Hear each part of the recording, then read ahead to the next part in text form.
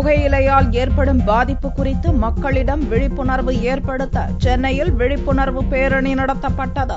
நாடு முழுவதும் மே 31ஆம் தேதி உலக புகையிலை எதிர்ப்பு தினம் அனுசரிக்கப்பட்டது. தமிழகத்தின் தலைநகரான சென்னையிலும் புகைப்பழக்கத்தினால் ஏற்படக்கூடிய தீமைகள் குறித்த விழிப்புணர்வை மக்களிடம் ஏற்படுத்த பள்ளி, கல்லூரி மாணவர்கள் மற்றும் மருத்துவர்கள் பங்கேற்ற பேரணி மெரினா கடற்கரையில் நடந்தது. பேரணியை அமைச்சர் விஜயபாஸ்கர் துவக்கி வைத்தார். புகையிலை பாதிப்புகளால் நம்முடைய இந்தியாவில் ஒரு வருடத்துக்கு 10 லட்சம் பேர் இறப்பு நடந்து கொண்டிருக்கிறார்கள் ஆய்வுகள் கூறுகின்றன.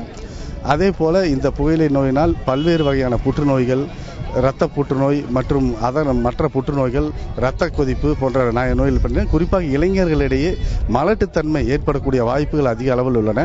இப்படிப்பட்ட இந்த புகையிலை பாதிப்புகளை ஒழிக்கும் பொருட்டு நம்முடைய தமிழக அரசு பொது சுகாதாரத்துறையின் சார்பில் இன்று உலக புகையிலை ஒழிப்பு தினம் சிறப்பாக கொண்டாடப்பட்டு வருகிறது. உலக புகையிலை ஒழிப்பு தினம், அதுக்காக நாங்க எங்க ஸ்டூடெண்ட்ஸ் எல்லாரும் சேர்ந்து இங்க ரோடு ஆட் பண்ணிருக்கோம். நம்ம ரோட்ல தார் தான் போடுவோம், ஆனா எல்லாரும் ஸ்மோக் பண்ணிட்டு அவங்க லங்ஸ்ல வந்துட்டு டார் சேர்த்துக்கிறாங்க. அண்ட் அது வந்து கேன்சர், அந்த மாதிரி மூச்சு திணறது, அந்த மாதிரி நிறைய ப்ராப்ளம்ஸ் வரும்.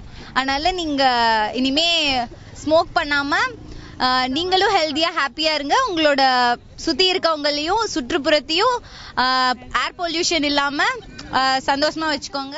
சென்னை அரசு மருத்துவமனையில் நடந்த நிகழ்ச்சியில் தமிழக சுகாதாரத்துறை அமைச்சர் விஜயபாஸ்கர் புகையிலையால் ஏற்படும் நோய்கள் குறித்து விளக்கினார். புகையிலை ஒழிப்பு தினம் என்பது ஒவ்வொரு வருடமும் மே 31ஆம் தேதி மிக சிறப்பாக அனுசரிக்கப்பட்டு வருகிறது. இந்த தினம் என்பது இந்த தினத்திலேயாவது 24 மணி நேரம் நாம் புகையிலையும் பயன்படுத்தாமல் மன உறுதியோடு இருக்க வேண்டும் என்பதை வலியுறுத்துவதற்காக இந்த தினம் அனுசரிக்கப்பட்டு வருகிறது. புகை பிடிப்பதனால் பல்வேறு நோய்கள் ஏற்படுகிறது. அதில் குறிப்பாக புற்றுநோய், புகைப்பிடித்தலில் புற்றுநோய்கள், நுரையீரல் நோய், லங் டிசீசஸ், மாரடைப்பு, மூளைவாதம், இரைப்பை மற்றும் குடல் புற்றுநோய் போன்ற நோய்கள் ஏற்படுகிறது.